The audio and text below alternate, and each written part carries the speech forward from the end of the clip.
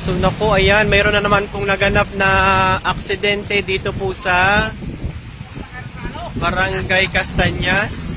Dito po ito sa Sitio Buli. Ayan. Ito po ay bus po ng Alps.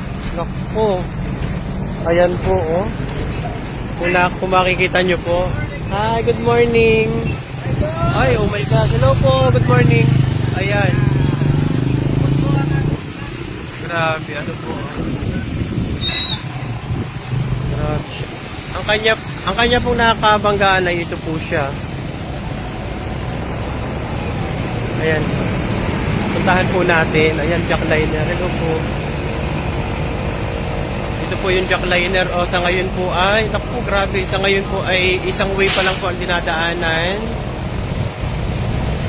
Ayan.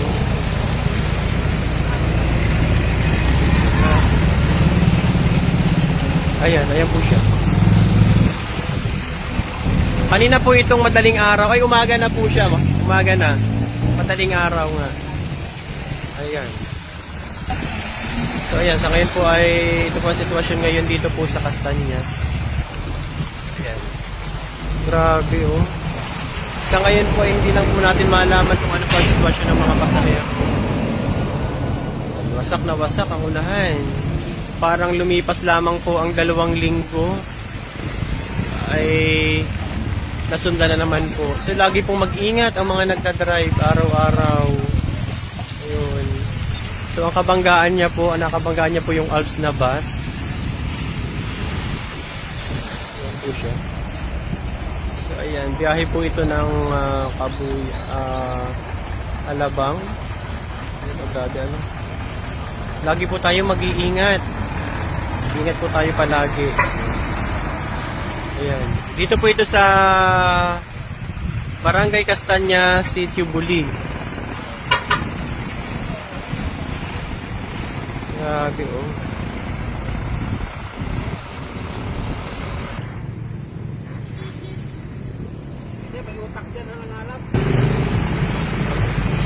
Ayan, naku, kawawa. Ayan.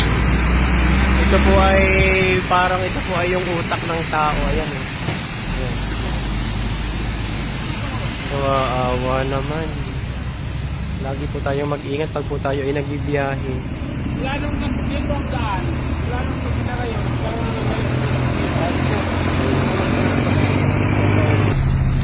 Ayan. Bali, marami daw pong mga nasaktan base po doon sa aking tinanong kanina. So yung isa pong bus na pinakita ko ay mayroon po na maraming dugo at saka mga talaga namang parang sabog daw yung ulo nung isang hindi malaman kung driver o conductor yon. Kasi dumating po tayo dito ay wala na po yung mga pasahero. Yan kasi nangyari po ito ay kanina pong madaling araw. Tayo lang po ay napadaan po dito sa Barangay Castañas, Sitio Buli. Yan, hindi na po natin nadatnan yung mga pasahero, driver. Pero may nagsabi po na ayun daw pong yung bus na yon ay ang grabe ang tinamasa ng conductor or driver. Ayan, lagi po tayong mag-iingat. Naku.